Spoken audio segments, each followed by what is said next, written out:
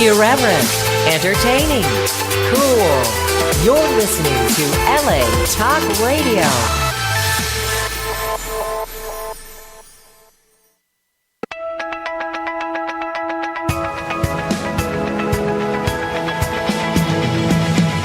You're listening to Question Reality with Priscilla Leona, right here on LA Talk Radio.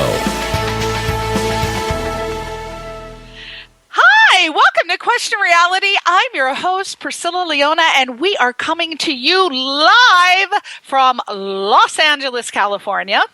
Our show is broadcast every Sunday from 5 p.m. to 5:50 p.m. Pacific Standard Time. If this is your first time tuning in, our show will help you to question your career reality. Now, this show is for you if you are considering a career in the entertainment industry. Our guests will provide advice and resource information on how and what it takes to successfully pursue a career in show business. Now, our guests work in various professions and are at different stages of their careers, so that means that we will definitely have someone on the show who will be able to help you with your show business career questions.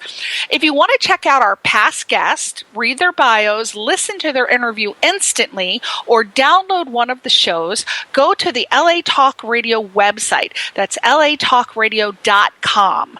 Click on the link at the top of the website that says Channel 1. Scroll down, look for the graphic of our show, Question Reality, and click the link. And that takes you directly to our archive page. And that is where you can view the entire list of our past guests.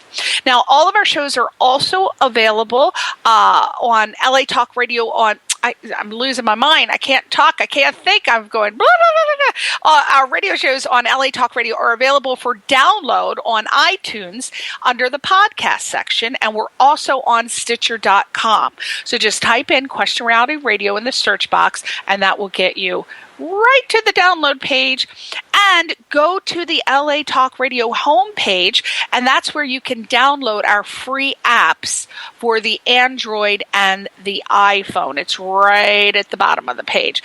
Now, if you want to find out about our future guest, we are booked all the way. As you know, we're booked 6 months to a year in advance. Hip, hip, hooray, hallelujah, and all that.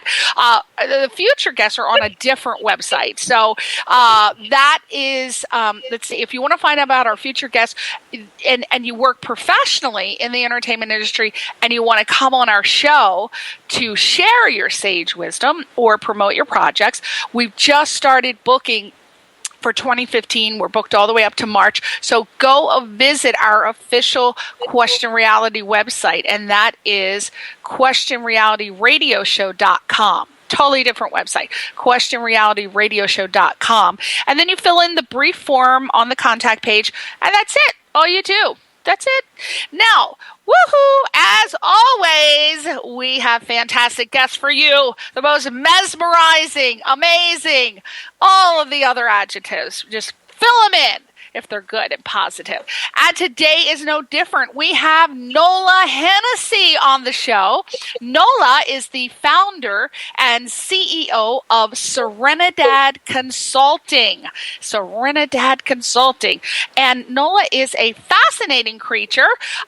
She is the founder and CEO of Serenidad Casting for the past 5 years. And this is a global consulting firm which offers a wide range of services, and all of them are, it's a uniquely strategic aim they have to help achieve world peace. Who doesn't want world peace? Not that we're ever going to have world peace. We've been fighting since the beginning of time. I don't think anyone's going to achieve that, but we got to keep striving for it, and that's what they do. Now, since the 70s, this polished professional, she's also expert management consultant. She has worked with a number of clients ranging from major industry and governmental business groups to educational institutions and also scientific bodies. And she has just released 3 international multi-award-winning books. The first one is entitled, and I love this title, No Boxing Allowed. And I think that should be period. No boxing allowed. They should outlaw all the sport. No, oh my God, I'm going to get emails from that one. It's an inspiration. Just kidding. It's an inspirational spiritual guide to life and a book that helps one break free and create positive change in one's life. There's the second book, which is called From Premenstrual Syndrome to Positive Mental Attitude, a change management guide. And obviously, this is geared mostly towards women to help them reclaim their own personal power and to change negative ways of thinking and acting. And then her latest book is a memoir, and that's entitled The Peace Angel. So we're going to talk about the books, what they're about. We're going to just whip it on out for you so you'll know every single thing about these books. Now, Nola is one of Rotary International's Inspiration Women of 2011. And she rose from a childhood of severe constraints to become a senior manager, get this, at age 16. I don't even know anyone who's a senior manager at age 16. Not even at a McDonald's are you a manager at age 16. So we're going to find out how she did that. And now over the course of her varied career, she has also risen up 3 times to for roles in senior leadership. And very exciting for her, and we're going to talk about this, in October, so just a couple months, she is going to receive another award as one of it's USA Focus on Women's Magazine's Women of Impact. Women of Impact. So she is just pretty amazing and pretty established, and she is going to help us today. Again, she is an accomplished and sought-after professional motivated speaker, a facilitator, a change agent, an educator, a negotiator, a mediator, a presenter, interviewer, and host. She has so many hats. Her hats are all polished, dusted off, and ready to go. So without further ado, welcome, Nola Hennessy. My God, is there anything you can't do? Please tell me there's something. Well, riding a motorbike is a little bit hysterical. If people saw me do that, and I did that 30 years ago, I'd never do it again. Okay, so you have one flaw. You can't ride a motorbike. All right. Oh, my God. Now, you continually take on topics and issues and debates and subjects that others perceive with fear and hesitation because you apparently are so confident that you can just feel comfortable being an orator and getting your message out to not only your readers, but also students and viewers and just anyone to compel them to feel empowered to act. How did you get to that point? Tell us, when Nola Hennessy was a little bitty girl with pigtails, did she want to do this as a career, or did you want to be like Wonder Woman or someone like that? What was going on when you were little? When I was 7, that was probably my first aha moment, Priscilla, and the major turning point in my life. And my memoir chronicles a lot of what were significantly damaging aspects of my childhood. But what I did, because I was a positive thinker, and that was my mindset, generally speaking, I kept turning around bad situations into good. And at 7, I was watching Shirley Temple on television. I was home from school and I was sick and I was on my own. I was watching her on television, and that movie that she was in was really upsetting to me. And I made a decision then at the ripe age of 7 that I wanted to help people to be better in their relationships with each other. And it's basically grown from that. So when I talk about not having fear, and I'm not hesitant to talk about the hard issues, I'm really concerned that humanity has lost a lot of the values that we need in order to sustain our humanity into the future. If we have to start being really good and nice and kind to one another, or we will implode. And I'm not the only person that feels that way. David Suzuki has said basically the same thing.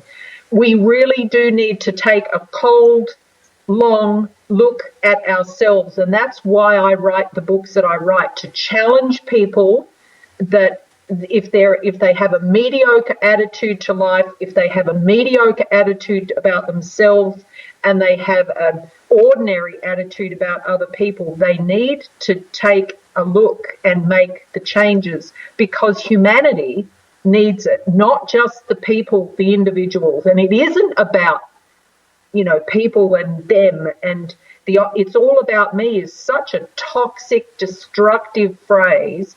It's not all about me. It's not all about me. It's about humanity. And people need to say to themselves, I can do something better with me for others. And I think our world will change dramatically when people have that switch in attitude and they get on a different path. And okay, so your latest book is a memoir entitled The Peace Angel. What inspired you to write this book, other than what you obviously just stated? What is the most important message in your book that you want readers to grasp? Was it what you just said, or are there other things in the memoir? The memoir is my whole life story. Edited, yes. A lot of the very intense emotion has gone from the early manuscript versions, but the death of my mother pivoted me to write the book now rather than later. It's something that I have needed to do for a long, long time. And basically her death released me to be able to put down, initially for myself. It wasn't designed to be and intended to be for public consumption. And I had a good friend of mine, Cynthia Bryan, whom you probably know from Voice America and Star Radio. She said, look, there are, people are going to benefit from this. My own son said people are going to benefit from this. And so as I was writing, I found myself writing as if other people would read it, rather than simply emptying my memoir for myself. And what I really have that comes from deep within me is a desire to teach people that heaven is a good place. And I've been there. I know that it is all about serenity. It is all about unconditional love. And we can take those heavenly virtues and those heavenly feelings, and we can actually bring them down to earth, and we can embody them and embrace them in our everyday lives. And my memoir is about showing people that there are alternatives, that the alternatives are actually a positive use of personal power, which links to my first book, No Boxing Allowed, and Positive Personal Power. The books are very much in sync with one another, but the memoir is intensely personal. It's sort of like me saying, well, here I am. And the only analogy that is the strongest for me, and something that I actually wanted to be able to document, but I wasn't sure how until I started writing my memoir, the movie The Green Mile with Tom Hanks and the others is an absolutely superb movie. But whoever's seen that movie will recall the character John Coffey, like the drink but not spelt the same way. Now, the character John Coffey is basically how, and particularly in the period 2001, 2002 through to 2009, that is what my life was like, in that I was taking on and attempting to fix everybody's bad stuff. And I was releasing it out, taking it on board, releasing it out. And when I actually realized that that was even more intense than what it had been earlier in my life, it suddenly dawned on me that whoever wrote that movie and that character must have known that that is how me and perhaps, any number of other people in this world experience the relationships with others, that we don't like badness, we don't like conflict, we don't like aggression, and we attempt to take the badness out of people and sort of throw it out into the universe, because it doesn't need to be inside people. If we were only good and kind to one another, it would be a better place. And I really empathize with that particular character in that movie, because that's how life was for me for a long, long time. And I've now protected myself a lot spiritually from taking on other people's stuff, because I knew that I was very vulnerable when I was in what I call blank tape phase for about 6 or 7 years from the early turn of the century. Now, okay, so early in that statement, you said something, and I don't know if I should take that literally, but you said that you experienced heaven. You didn't mean that literally, like you died and experienced it and came back to life, did you? You were using that metaphorically? I didn't die, but my soul has gone to heaven, yes. And this is why I document it in my memoir. And it's something that it took me a long, long time to talk about it. It took me even longer to actually rationalize it from a scientific perspective. And that was done under very, very deep hypnosis. And it was something that changed my whole view of the worldly reality that we live in. It changed. It heightened my view. It didn't really change my view. It made me more passionate about people being good to one another. Mm-hmm. Well, how did it come to be? You say that you've experienced heaven through hypnosis. What took you to a doctor for you to have to go under hypnosis? Were you trying to get rid of a smoking habit or gambling addiction, or did you just want to, do past lives? No. The motivation was at the age of 45 was actually to rid myself of the emotional pain that I was carrying as baggage. And this is why in my first book I talk about, being able to let go of the baggage. People can choose to let go of baggage. I used clinical hypnotherapy as a very accelerated way to do that. And I mean accelerated. My journey in those very short few sessions of hypnosis were significantly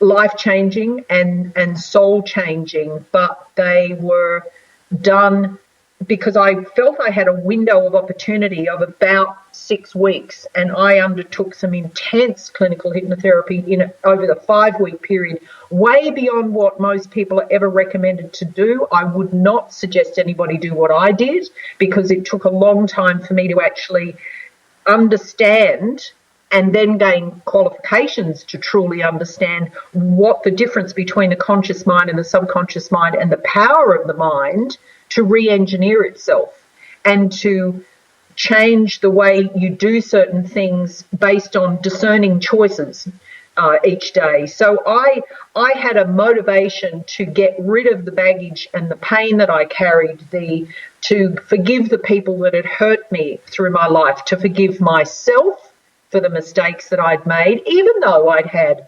largely, from everybody's perception, a really successful life professionally. I'd had quite a lousy life personally, and I'd made a lot of choices that were not true to my heart. I now make choices based on what is right in my heart, and that is what's connected to the soul. So it's a very strong, there was a strong reasoning behind my taking that journey. I had no plan to have my soul leave my physical body. That was not in the game plan, but it happened. Okay. Well, let me ask you, what your company, who would benefit? Now, you're CEO and founder of Serenidad Consulting. Who would benefit most from the use of your company, and why? We have government and non-government clients. And look, from a point of view of business streams, there are 3 business streams, and we provide standard management consulting services to any range of clients, from individual through to corporation through to, diplomatic groups.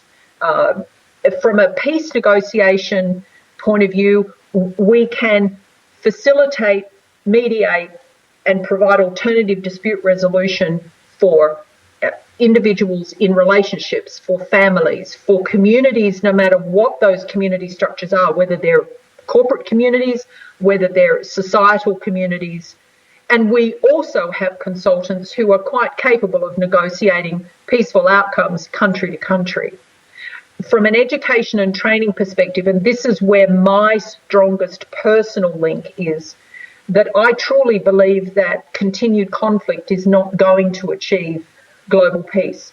We have to educate people about behaviours and attitudes and change those through generations in order for us to be able to switch humanity to a different path and for people to be able to see the reality of their choices and make different choices so that their outcomes are better.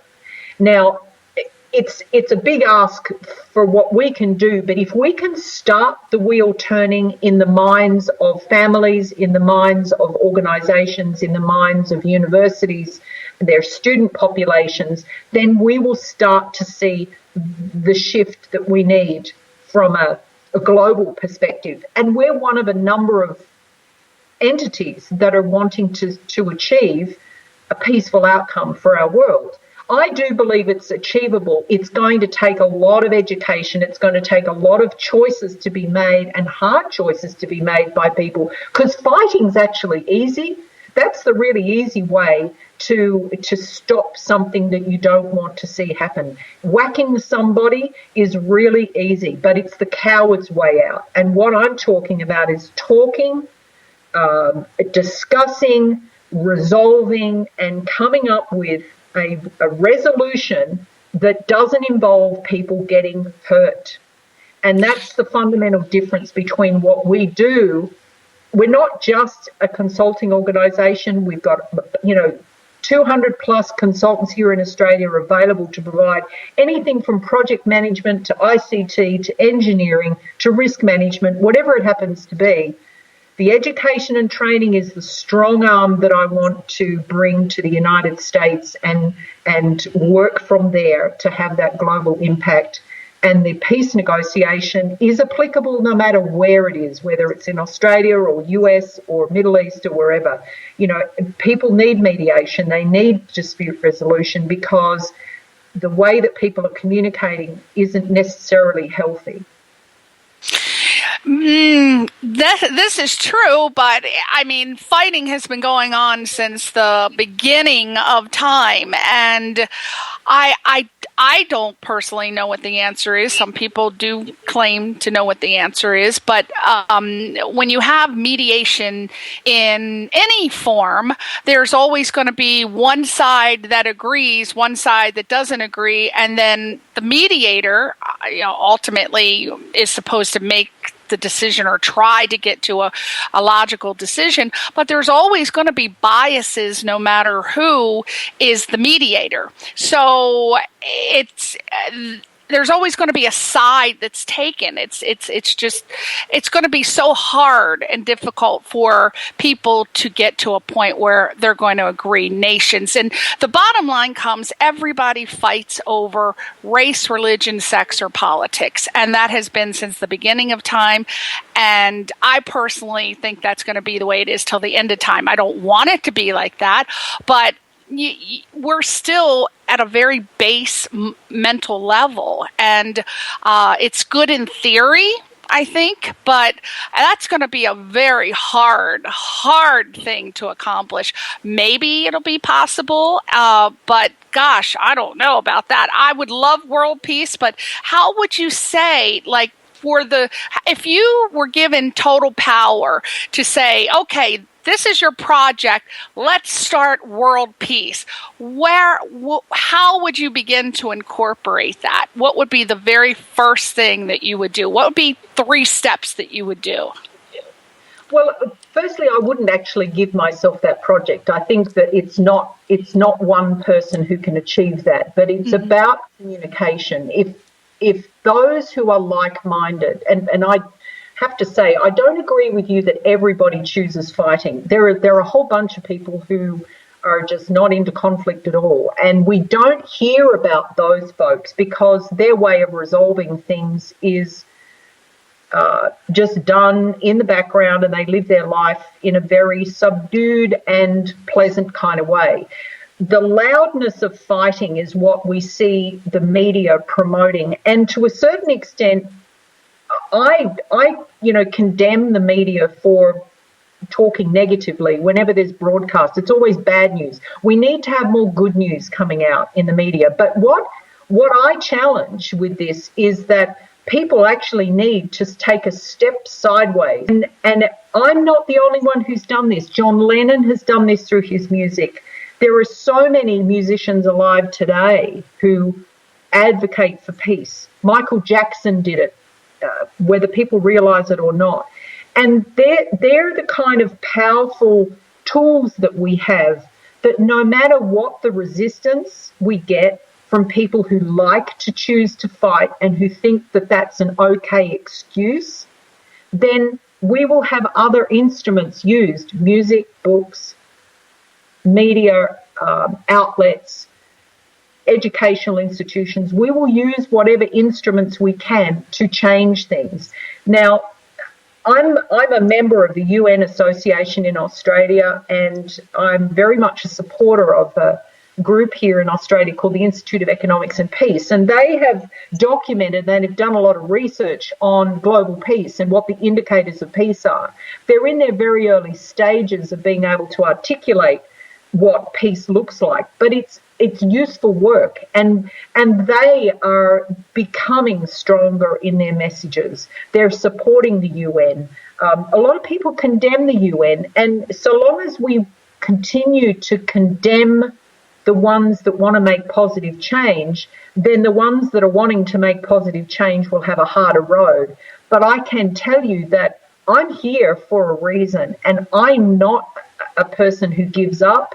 I make choices based on facts and risks that I perceive, and I analyse and I look at and I say, is the risk too great? If it is, I don't go there, but I don't back off from something that I think is important. And the peace in the globe is and around the world, for humanity to sustain us, has to be achieved in layers. So my focus is on getting peace between individuals, because it's through those, when people have inner peace, then they can relate better to their fellow human beings, and therefore their families will be more peaceful, their broader communities will be more peaceful. It's not about coming in over the top and saying, here is our strategy. We have to educate everybody about peaceful attitudes. That isn't going to do it, because if the person's carrying a whole lot of baggage, they're going to respond with anger, they're going to respond with pain, and that isn't going to achieve the strategic outcome.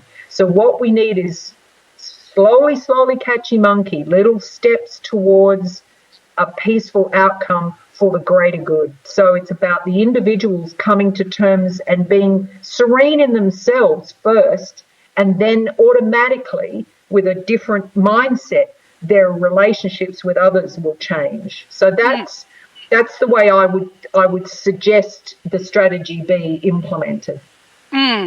Yeah, I definitely don't want to play a devil's advocate with you, but I definitely feel that it's going to be a long time before that happens. I mean, we still have arenas that are pretty much similar to gladiator arenas. We just haven't gotten to the point where I think we've advanced from killing people like the Romans do for sport to just having MMA boxing matches where they beat each other senselessly.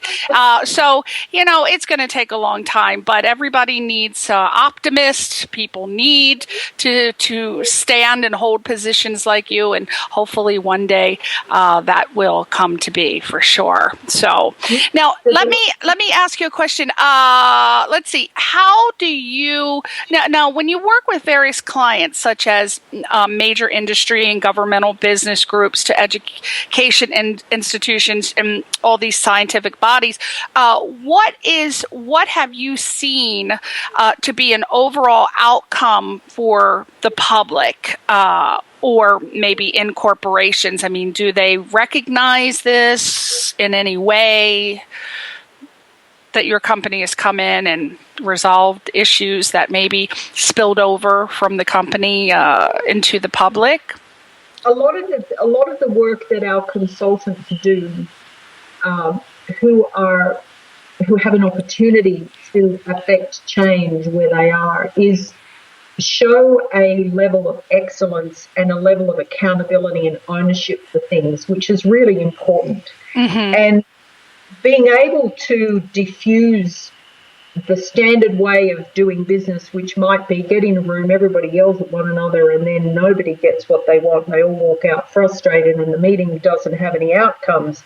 That our people have a different temperament, and that they, to the most part, they show organisations how they can do things better for more beneficial strategic outcomes. But the context is different in every sense. We don't go into an organisation and provide project management services and then tack on a bit of education and training. That's not how we do things. We provide specific services to clients as they need. We're on panels of preferred suppliers.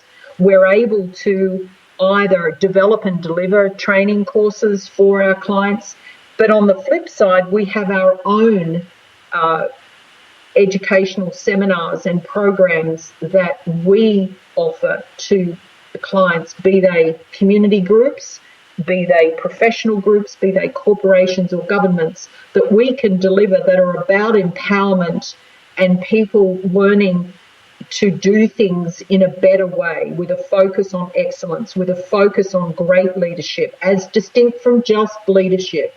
And those programs that we offer are very unique to us, and they're founded in the same principles that I have my books based in. And so that's all about me almost channeling my intentions through my company's business arm for education and training.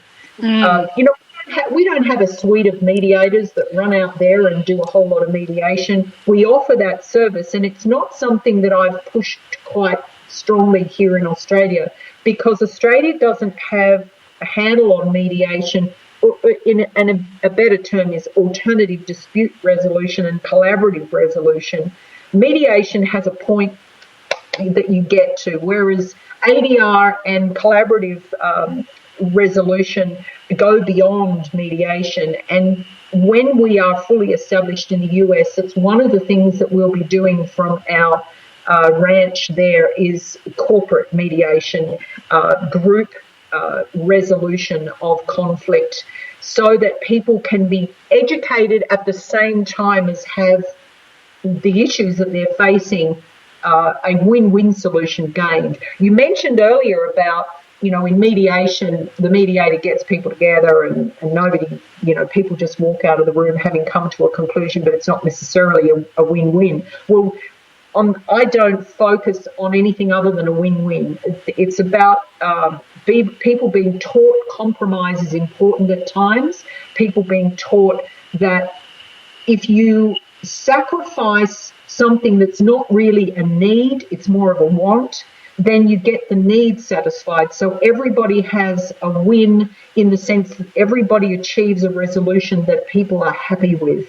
And that's fundamentally, I know a lot of people will say, no, somebody always loses, but it's only the way they look at it as to whether they're losing. Right. And I always say about a winning mindset is how you look at something. You can stub your toe on a door and you can still be winning in life. It's how you look at that thing that happened.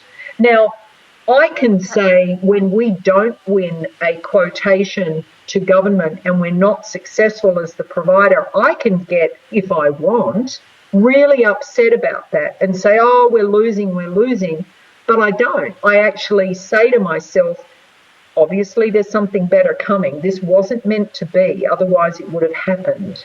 And I'm not concerned about focusing on the negative. I don't stay in negative mindset mode for any longer than is absolutely necessary. And the absolute maximum is 2 weeks. And that's for something major to occur. So for me leading the company, if somebody 3 months down the track is still focused on something that happened that was a small loss, or not as much of a win as we wanted, then I will say, we don't need to be focused on that anymore. We're looking forward, not back. And a lot of people find it really difficult to let go of something they can't change anyway. And once you've been told no, then what are you going to do? Fight it? The best thing is to say, okay, I got a no. Now focus on something that I can create a yes out of.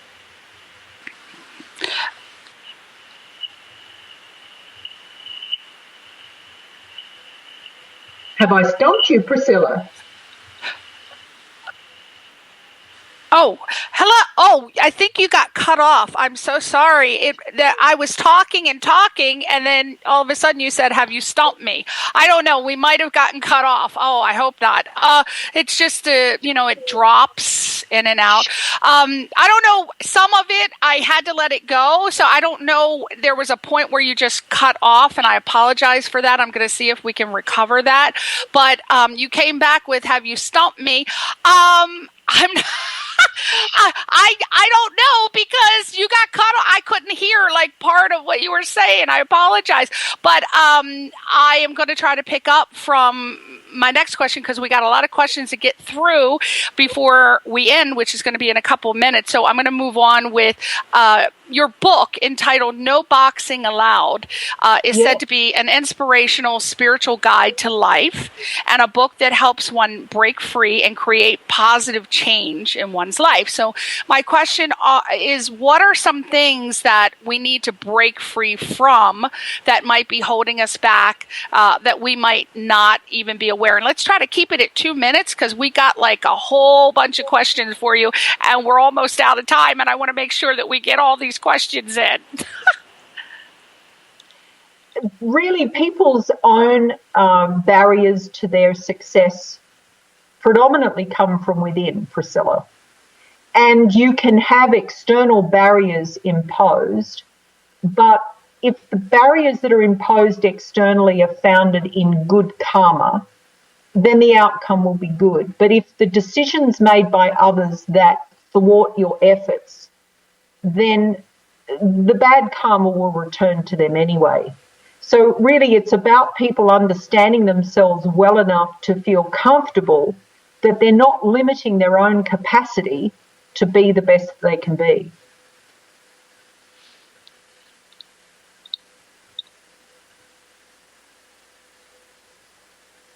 I don't know why this keeps cutting on and off. I'm so baffled. Please say you're there. I'm so sorry, Nola. It's just so weird, because you start talking and then something goes weird. I think it's on my end, because the radio station is saying that everything's fine and that they can hear you, and it's just cutting off on my end. So it might be something wrong with my earphones. So I'm going to have to get some more earphones. Again, I apologize for that. So let's move on. In the brief bio that I read about you, it stated that you rose from a childhood of severe constraints to become, of course, a senior manager at age 16. And that seems like such an amazing achievement, and that over the course of your career, you've risen up 3 times to the roles in senior leadership. So can you please tell us about some of those severe constraints and how you broke free and turned them into positive situations for your personal life and your career, in case people out there may be suffering through the same things. Maybe they can relate to you, and maybe you can give them advice of how they can, how you can help them, or how they can overcome. Can you hear me now, Priscilla? I do hear you a little bit better now, yes. Okay. Now, from a constraints perspective, there were some major controlling aspects to my childhood, which, as a child, you have no control over those adults that influence outcomes for you. So predominantly it was a super controlling parent who created a negative environment for me, and then also an enormous amount of pressure. And there was also no safety in that relationship. So that relationship was an unsafe one that perpetuated incidents throughout my childhood that were very negative incidents. What I did as a 10-year-old is that I began supporting my family by providing extra housekeeping support. I sort of see it as excessive. Others would see it as essential, but I think by perspectives it was excessive. And by 12, I felt very much pressured to earn my own income. So at 12, when I was able to pay tax in Australia, I began working as well as going to school. And so by the time I'd got to 15, I'd actually had quite a significant amount of supervisory experience. And at the age of 16, when I was at the end of my second last year of high school, going into my last year of high school, I began working as the catering manager for a very large cruise and tour company. And that was a significant feat for me at 16. I had men who were retired Navy captains of 55 working for me. I had women in their 40s. I had young men in their late teens and early 20s. And aside from the women, in some of the women, not all of them, but some of them who had real issues about being managed by somebody so much younger, you know, I had the utmost respect from those people because I treated them the way that I expected to be treated as well. I think that some of the women had issues because of the generation that we were in. We're talking the 70s, the early 70s. Mm-hmm. And so you had generational barriers then. But by 19, I'd achieved my first senior leadership role, and I sat with my boss. He was the second one in line to the top of this company, and I was working to him. And I said, "Look, am I ever going to have your job as a career, goal for me to have?" And that was his job, was the manager of a very large chain in international hotels, and I was his 2IC. And I said, "Will I ever have your job?" And he said, "No." He said, "Because you're a woman." And that was back in the mid-70s, and that was my first experience of gender discrimination. So I'd already reached the top of that career by 19. Having been in senior management at 16, I learned the hard way. I got my formal management training and, supervising groups and management techniques, the pieces of paper with the theory. I got that later, but I had the on-the-job experience of you use a particular method with somebody, it doesn't work. You use a different way of communicating, that works. You get teams together. I've always been a very collaborative person who likes to get people together talking.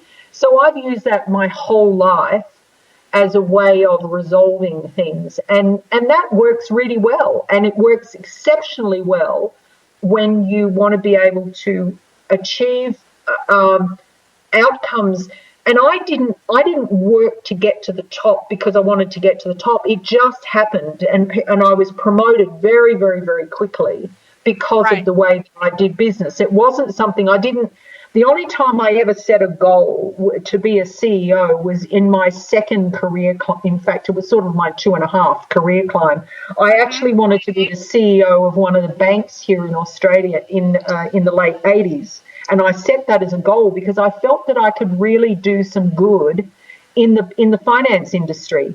But I then was seriously bullied as a very senior female in the industry, and I left that industry, and I have no regrets about that at all. What do you feel if someone came to you and said, Nola, what do you think is keeping people from living their best life? What would you say? And keep in mind, we only have 5 minutes, and I do want to get in the awards. So just what do you think, what is keeping people from living their best life?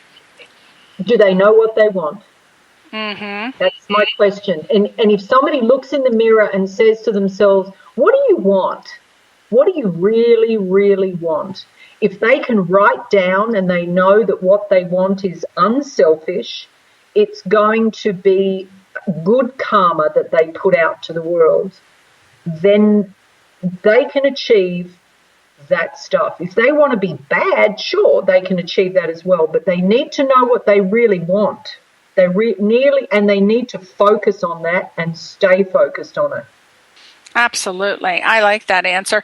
I tell you, early in my career after graduating college, I worked my way up to executive recruiter for an employment company. And one of the duties that I had to perform was going to the job fair, the job expo, and finding new candidates for our various clients. And it was there that many people used to, young people, they were my age, so I felt kind of weird answering this question, but I tried the best I could. They asked me, how do you find out what career will make you happy? So after I grew tired of giving them the standard answers that the company gave us, they were supposed to be given out, I said, you know what, this is just so not right. So I just started telling them what I believed, which was to ask yourself the question, what gives me the greatest joy, and how can I share this feeling with others? And when people think about their greatest joy and the emotional sensations that come with it, I think that they're just naturally drawn to pursue it and to share it. And when you follow that joy, usually it helps people discover their calling in life. And then this leads to an occupation that hopefully will lead them to countless other opportunities. So I think basically if people are honest about that joy and they're disciplined enough to allow their thoughts and their words and actions aligned with their values, hopefully to have some values, I think in time they'll see that life and relationships can seem to work out, and that'll help you, I guess, significantly to reduce the stress, because we all suffer from a lot of stress, and then we end up doing things that are not necessarily good for us. But reducing that stress that comes along with the thinking about the future and wondering, oh, what's going to give me joy? What am I supposed to do? Then you should look around and then search for someone who seems to be the living embodiment of purposefulness, like you. And then when they find that person, such as you, Nola Hennessy, they should pick your brain, and they should say, how did you get to this point? What kind of questions do you ask yourself? And how do you live your life, maybe according to your joy? And if you can find a coach or someone like you, again, Nola Hennessy, which obviously you're a very inspirational person, I think the best question to ask you, if I were coming to you as a client, is, can you show me how? So obviously you have the tools to do that. So hopefully people will come to you in search of those questions, and you can show them how. Now, we only got a couple minutes left. I know you have no boxing allowed, and we've got, what is the other book here? We've got, wait a minute. On October the 16th, we have to talk about that. Very exciting. You're going to receive a Women of Impact Award from Focus on Women magazine in Maryland. Yay. And then on September 18th and October 18th, you're going to be attending the 100th anniversary celebration ball and patrons party as a patron sponsor of the Greenwich Riding and Trails Association in Connecticut, which I'm very familiar with because I am from Connecticut. So that is a very elite establishment. So what other things are coming up? Are you having a book signings? Are you having anything you want to share with us before you go? We will have when the US office is established, we will actually be having quite a significant opening of that, and that will incorporate a significant opportunity for myself and some of our consultants to do book signings. But I've done book signings a couple of years ago, Priscilla, and this is my visit to the US for nigh on 2 months is more about spreading the word of what my company is doing and what the books are about in general, because that's more important to set the foundation right than simply to do book signings. I don't have any plans to do book signings. I'm more than happy to speak at events, and we have some media engagements that have been planned, and we will also have more once I hit the US soil. So from an award perspective, I'm really over the moon about the Women of Impact Award, and I asked about that, what that means. And I was basically told, you really have no idea what you've achieved in being able to create change, have you? And I had to sit back and think, well, no, I don't know. But obviously the people who give me the feedback that my books are very powerful in their messages, then I can just hope that, that legacy that I leave one day will be a worthwhile legacy. Oh my God. Yeah, I'm telling you, I'm so happy for you. Anytime anyone wins an award, I'm just so happy for them. I just want to, congratulations. I'm very, very happy for you. It must be such an honor. We're going to go now, but I want everyone to go to Nola's website. It is serenidadconsulting.com, SERENIDAD consulting.com. Look her up on Twitter at Nola Serenidad CO. That's a mouthful. She's also on LinkedIn. And I want to thank you so much, Nola, for being on the show. Thanks, everybody, for listening. Again, go to Nola's website. Congratulations, Nola. And we'll see everybody on Question Reality next week. Thank you all for listening. See you next week. Bye.